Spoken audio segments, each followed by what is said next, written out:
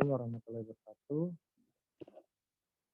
Kami dari kelompok 6 mata kuliah metodologi penelitian pada kelas 5B akan menjelaskan dan mempresentasikan sebuah materi mengenai merumuskan tujuan pertanyaan, definisi istilah dan paradigma penelitian. Sebelum itu, perkenalkan pada kelompok 6 ini terdapat anggotanya yaitu saya, Angga Nur Alam, dan rekan saya, Aulia Tripramesti.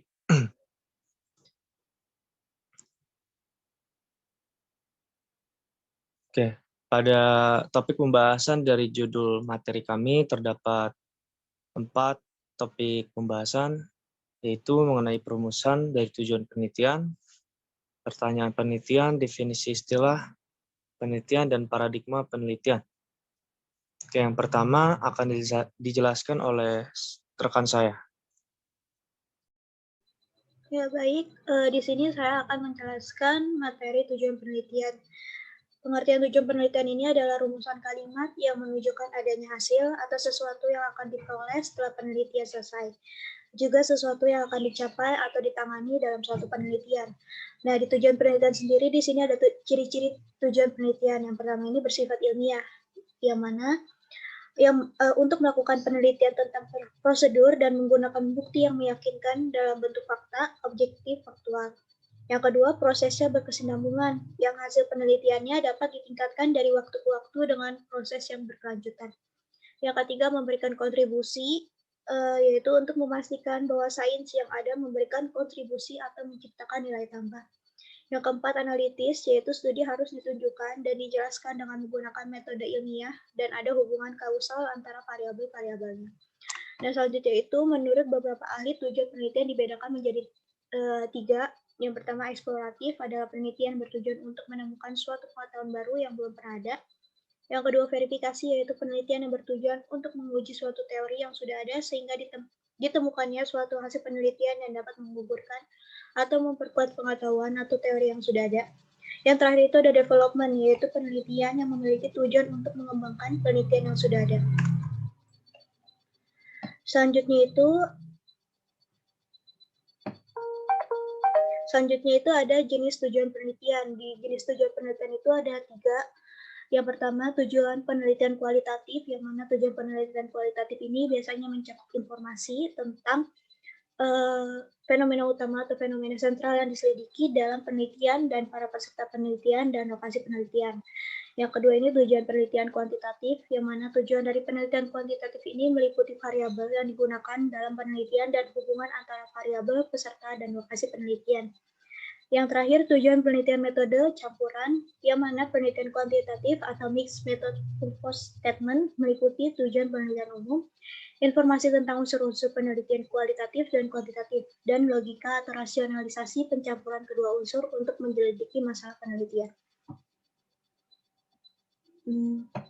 Nah, yang selanjutnya ini cara menulis tujuan penelitian. Yang pertama ada penulisan penelitian kualitatif. Yang pertama, gunakan kata-kata seperti tujuan, maksud, atau tujuan untuk mengidentifikasi tujuan penelitian yang ditulis. Yang kedua, fokus pada satu fenomena utama atau konsep atau ide. Yang ketiga itu gunakan kata kerja, tindakan untuk menunjukkan bahwa penelitian kita sedang melalui proses pembelajaran. Yang keempat, memberikan definisi operasional umum dari fenomena atau gagasan utama. Yang kelima, gunakan kata-kata yang menunjukkan strategi pencarian untuk pengumpulan data, analisis data, dan proses pencarian. Keenam, jelaskan peserta dalam penelitian. Ketujuh, masukkan lokasi penelitian dan jelaskan tempat ini secara terperinci. Dan terakhir, gunakan bahasa yang berbeda yang membatasi ruang lingkup peserta atau tempat penelitian. Selanjutnya itu, cara menulis tujuan penelitian di bagian penelitian kuantitatif. Yang pertama, gunakan kata-kata seperti tujuan, maksud, atau tujuan untuk mengidentifikasi tujuan penelitian yang ditulis. Yang kedua, peragakan teori, model, atau struktur konseptual yang digunakan. Yang ketiga, variabel independen dan dependen, serta variabel lain seperti mediate, moderate, and control. Keempat, gunakan kata-kata yang dapat menghubungkan variabel independen dan terkait. Yang kelima, tempatkan dan atur variabel-variabel ini dari kiri ke kanan dengan variabel independen diikuti oleh variabel dependen. Keenam, tentukan jenis strategi pencarian apa atau pencarian survei atau eksperimen.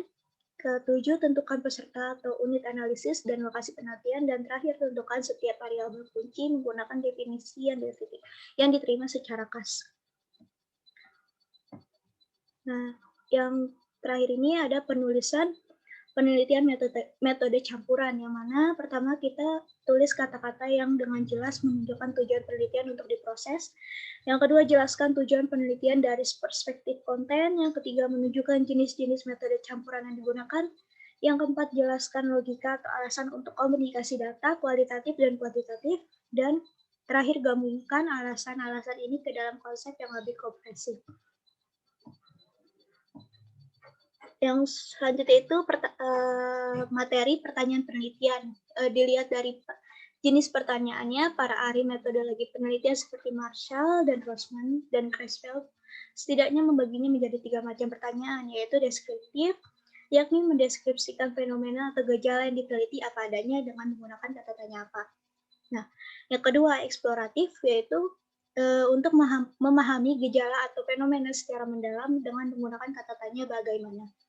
Yang ketiga, eksplanatif, yakni untuk menjelaskan pola-pola yang terjadi terkait dengan fenomena yang dikaji dengan mengajukan pertanyaan, apa ada hubungan atau korelasi pengaruh antara faktor X dan Y.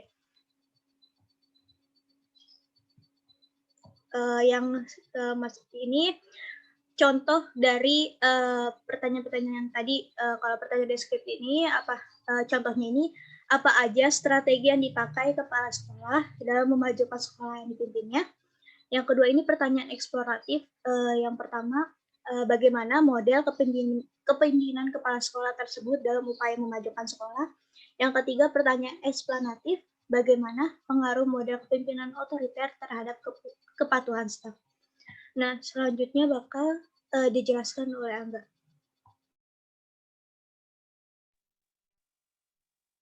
Baik, saya akan melanjutkan pemaparan dari kelompok kami. Yang selanjutnya akan dibahas mengenai definisi istilah. Definisi istilah digunakan untuk menghindari perbedaan pengertian terhadap istilah yang digunakan dalam penelitian ini, sehingga hal yang dimaksudkan menjadi jelas. Definisi istilah atau penjelasan istilah juga merupakan penjelasan makna dari masing-masing kata kunci yang terdapat pada judul dan atau fokus rumusan masalah penelitian berdasarkan maksud dan pemahaman peneliti.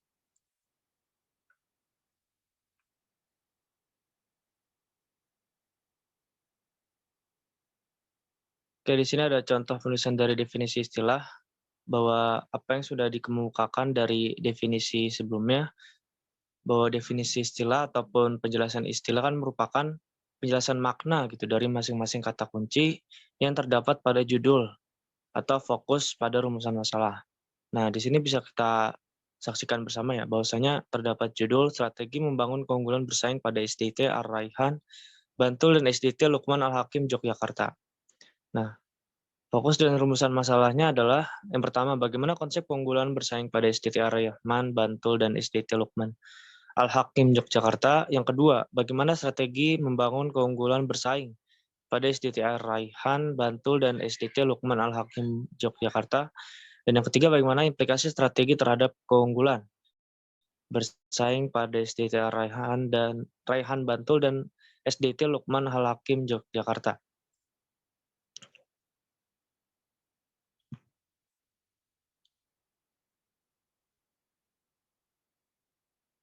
Nah, dari judul tadi dapat kita temukan bahwasanya dalam penulisan definisi istilah, penjelasan makna dari masing-masing kata itu dibagi-bagi menjadi pengertiannya sendiri gitu. Jadi definisinya terbagi menjadi satu persatu dalam hal penjelasannya. Nah, di sini sudah terdapat masing-masing kata kunci.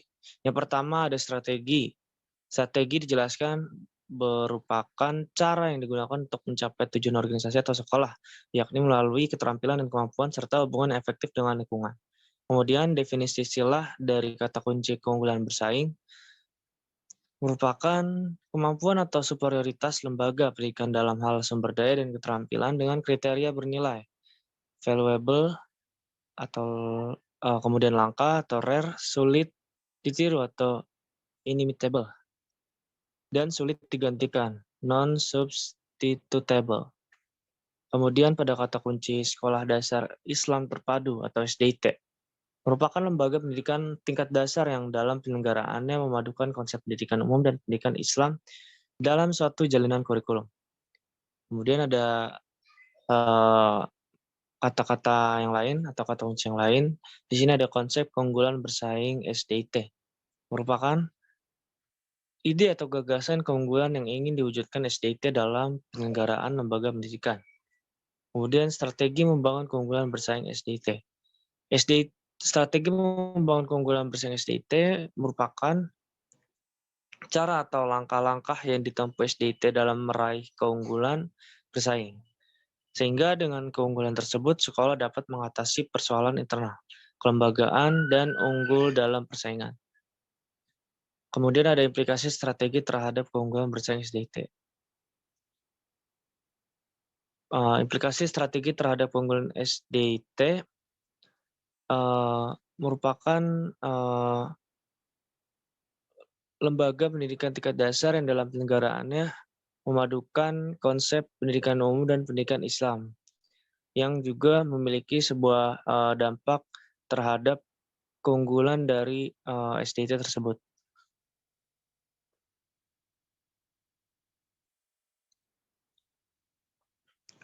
Nah, tadi sudah dijelaskan mengenai dari definisi istilah yang dapat kita ketahui bersama ya, bahwasanya ketika saudara atau penulis membuat sebuah judul penelitian, dan dari judul penelitian tersebut kan dapat ditemukan sebuah rumusan masalahnya atau fokus utama pembahasannya. Nah, dari sana kemudian dijelaskan kembali pada tahap definisi istilah di mana setiap kata dalam judul penelitian saudara itu mempunyai makna-maknanya masing-masing. Yang dalam hal ini, ketika saudara menulis sebuah judul penelitian, hal-hal tersebut terbagi-bagi dan dapat dipertanggungjawabkan ke dalam beberapa makna dari tiap kata kunci. Nah, kemudian ada paradigma penelitian.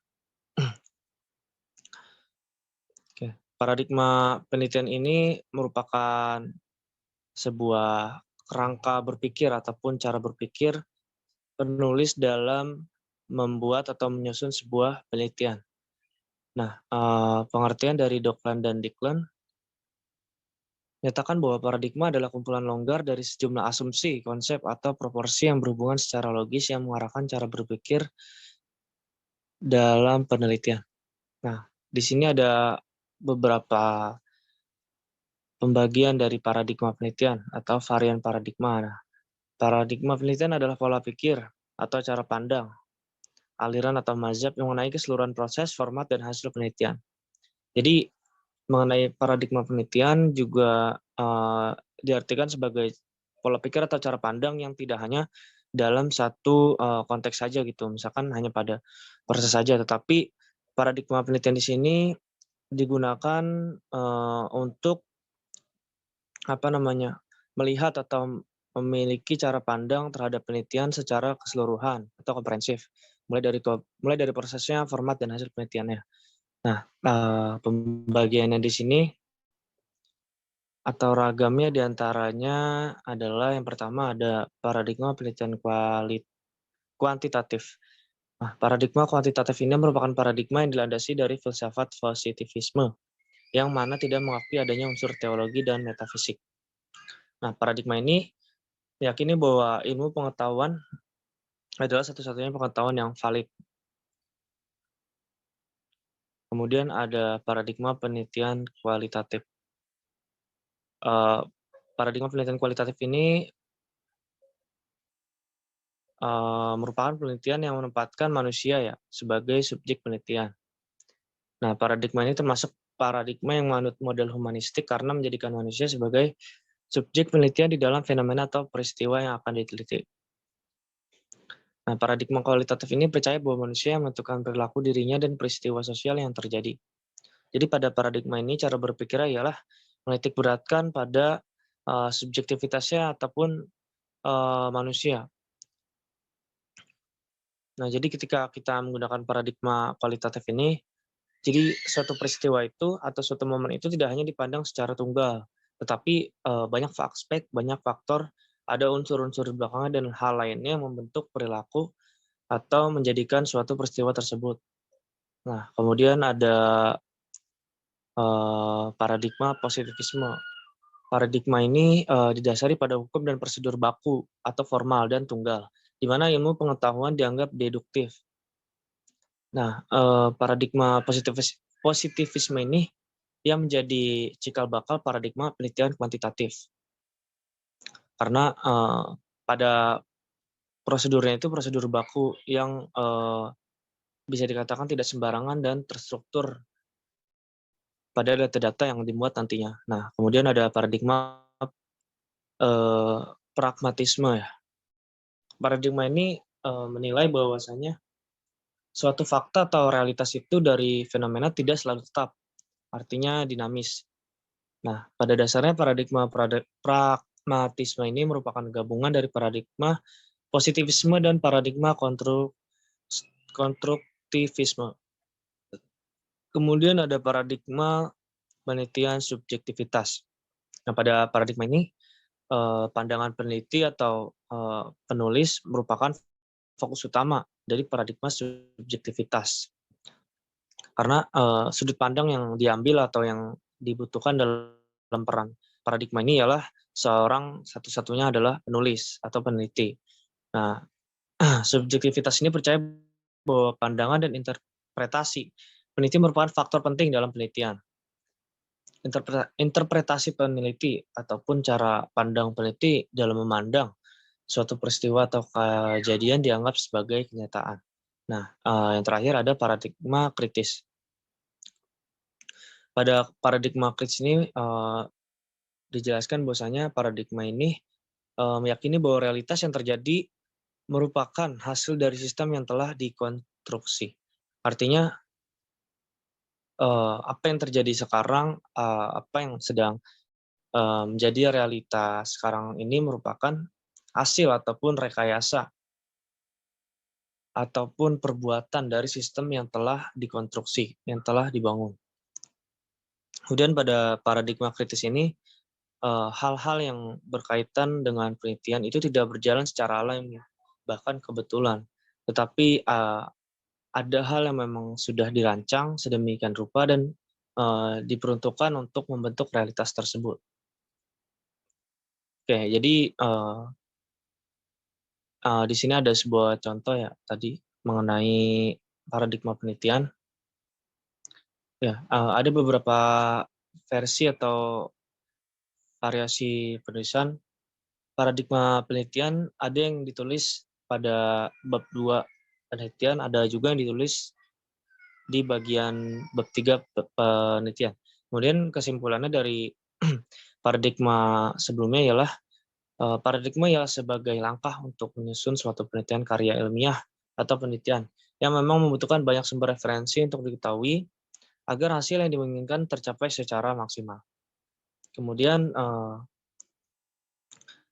ketika saudara atau peneliti ingin menggunakan paradigma, apa, atau ingin menggunakan suatu paradigma, para peneliti atau penulis harus memiliki landasan daftar pustaka atau referensi.